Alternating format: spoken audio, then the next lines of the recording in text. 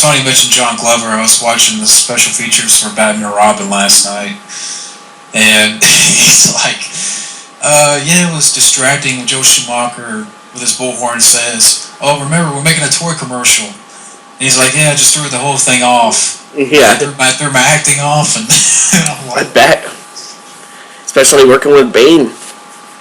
The blow-up doll. Yes. Well, I love him. Like, he does all the, he does, like, a bunch of the Stephen King short story audiobooks. With John Glover. Yeah, and they're great, man. I could just listen to John Glover's voice all night, man. Just, like, throw on, like, continuous different short stories. He was great in Smallville, also. Yeah, Lionel Luthor and Scrooged. Yeah. He was funny in Scrooge. Yeah. Yeah, he's another great actor. When he goes, man, it's going to be a bad day. I was trying to think of other movies I've seen recently.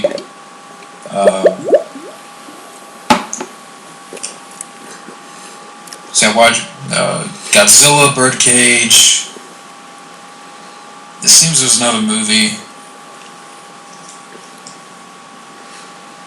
I love the soundtrack for Godzilla. Jamiroquai is really awesome in that. Jimmy Page and Puff Daddy, I like that. Yeah, it's a very good soundtrack. Yeah.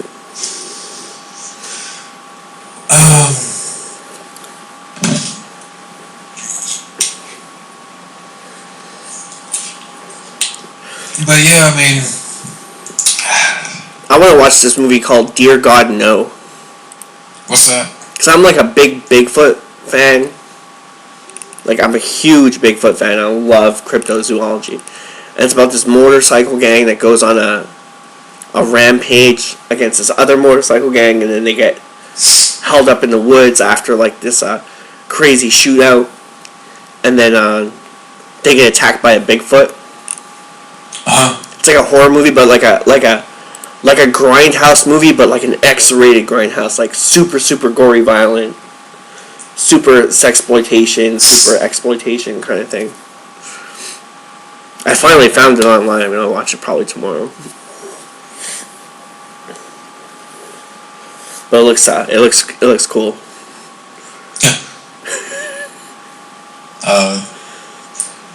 Yeah, I tried watching Batman and Robin last night just to see.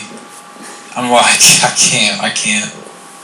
Like, I tried to listen to the behind the scenes, and God, what a mess of a movie. Yeah. Yeah. Shit. Yeah. That's really long too, isn't it? It's like 2 hours something. 2 hours something. Yeah. Yeah. Damn. I know I've heard Schumacher's commentary before, and I think, like, he would apologize every 10 minutes. Robin. So. Yeah. Man. But here's I want to ask a question, kind of shifting gears a little bit. And it's kind of a broad question, I know, but I wanted to ask you, do you feel that comedy's dead?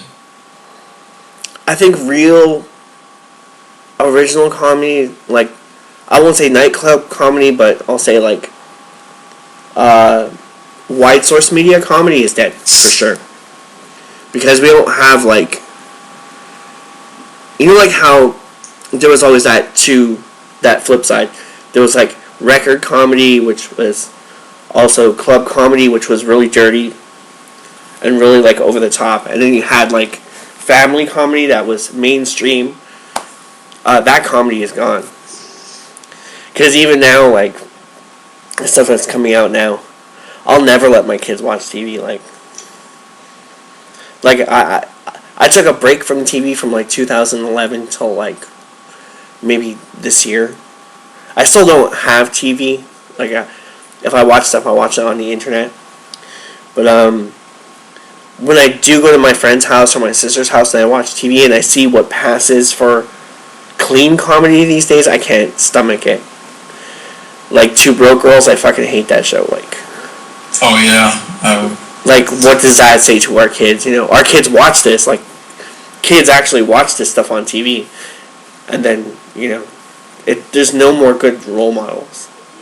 And I know it just seems like a big random question, and it can go anywhere. It's sort of a broad question, but it's kind of a sad state that you look at comedy and where it's been.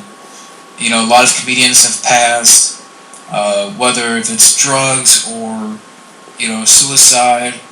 A lot of the great stand-ups. I mean, people like Richard Pryor, Rodney Dangerfield, Sam Kinison, Robin Williams, guys that are no longer with us.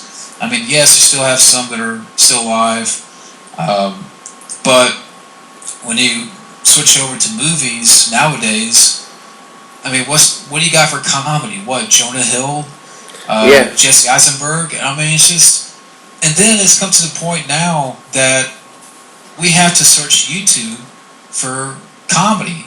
Yeah, and we're losing a lot of it. We have remnants now. From Rodney Dangerfield's day, now we have Andrew Dice Clay, but he's not doing anything. Yeah, Jerry Seinfeld's not doing anything. Yeah. Except he's or Gilbert Gottfried, man. He's I see him on podcasts, and he's still funnier than he's ever been, and he's not doing anything. I saw him on Norm Macdonald's show a couple of weeks ago, and at least Norm Macdonald had the KFC commercials, and now there's a new Colonel. But they changed him again? Yeah. God damn, he was perfect. Yeah, so it's just, I don't know. People are going to disagree, but why is it that now we're going to YouTube for comedians and comedy? We have to get some fucker PewDiePie. PewDiePie?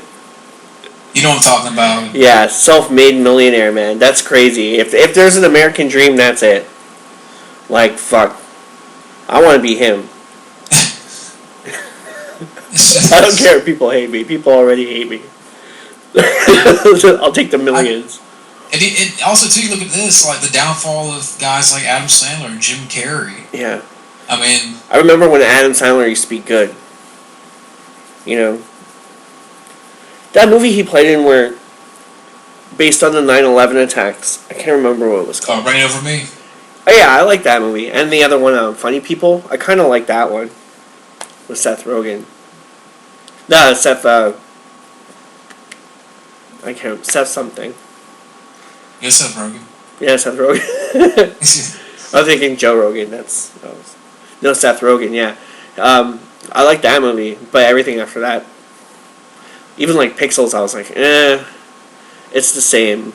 He's done it over and over and over and over. And now he's stuck in Netflix. Yeah. He's got a 6-picture deal with Netflix, and I don't want to see that Western because it's racist to Indians. I saw it. Ridiculous. The movie fits. I guess it's ridiculous. Yeah. And Jim Carrey, which I want to do a separate video on, what happened to Jim Carrey, because Dumbo Number 2 sucked, and that's another guy that has kind of fallen. You know what? I was thinking about it the other day.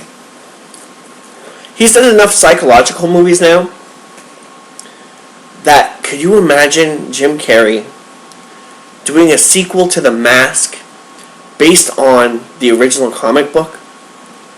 I don't know if you've ever read The Mask. Have you ever read The Mask? No, I know they're based on the comic books, but I've never read them.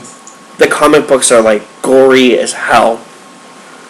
They're very NC-17, very gory. And I would love to see Jim Carrey do a Mask movie that was actually based on source material. Well, his movie is based on source material, but I mean really go for it the way that the book did. I would love to see that, because that he would be perfect for that. Yeah, I thought I heard something like that. The Mask comics were darker, and yeah, they're really bloody, and yeah. You would think that nowadays, I mean, they have such a fixation for dark comic book movies that they would make another Mask film, but yeah. Hell, why not? I'll take another Mask movie over, over any comedy now. Or I don't know if that would be a comedy, but My sister worked on effects for that movie. which one? For The Mask back in. Really? Yeah. That was 20 years ago. Yeah, she got a job out of she got like an intern job doing effects. She actually went back to school when when I started high school. She went back to school, and they got some sort of like internship out of it, and she went on to work for like a effects company, digital effects company. Oh. So she got to work on that movie. I remember she brought home like a big folder of just crazy shit from that movie. I was about to say, you got any stories or? Not really, just thumbing through like stencils and what do you call that when? Not film cells, but they're like a sheet of paper, but it's plastic, like it's transparent, but it has like half the picture on it. Like Jim Carrey has like with the dog face with the tongue out. Oh, like composite stills, I would say. Yeah, some like stills. Yeah, stills. Like tons of those and just drawings and like just weird shit that she would bring home. That's interesting. I wonder if she's got any of that. So I should ask her if she still has that stuff. Well, I mean, what do you think has happened to Jim Carrey? I mean, it's just being random here. Well, I heard his girlfriend died, right? Like recently. Yeah, his girlfriend died. Yeah. Guess it's just. Well, he's got enough money that he doesn't have to do anything else, right? Yeah, I heard he's working on like a crime drama, and they were filming out in Poland, and I know that he's doing a movie with Keanu Reeves. It's like a love story. That could be interesting. So, I think like Dumb and Number 2, it sucks so much. He's not going to go back to anything like that anytime soon.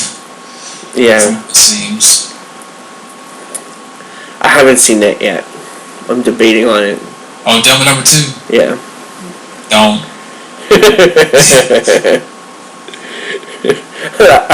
The part I remember from the first one is when they're singing that Mockingbird song. Oh, yeah. That Mockingbird thing. Yeah, I like that part. And the part where the kid has the budgie. It's like, well, he comes back for the second. And the Gas Man. Oh, yeah, the Gas Man.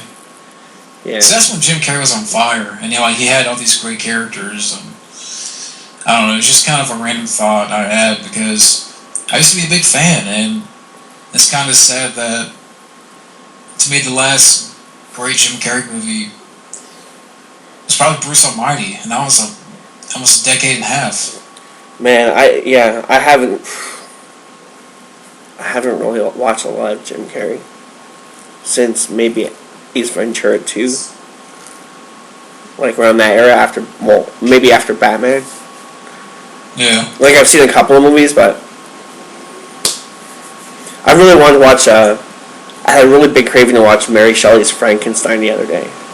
I remember that came out around the same time as Dumb and Dumber the next year or something like that. Was it the one with Robert De Niro? Yeah, I remember seeing that in the theater, and I was like, whoa. I've never seen it, but I did get Cape Fear on Blu-ray. Oh, yeah, that's great. That's great. I love that one. But I don't know, like, a lot of people think that Mary Shelley's Frankenstein is very tame, but something about that movie just gives me the chills, man. I don't know what it is.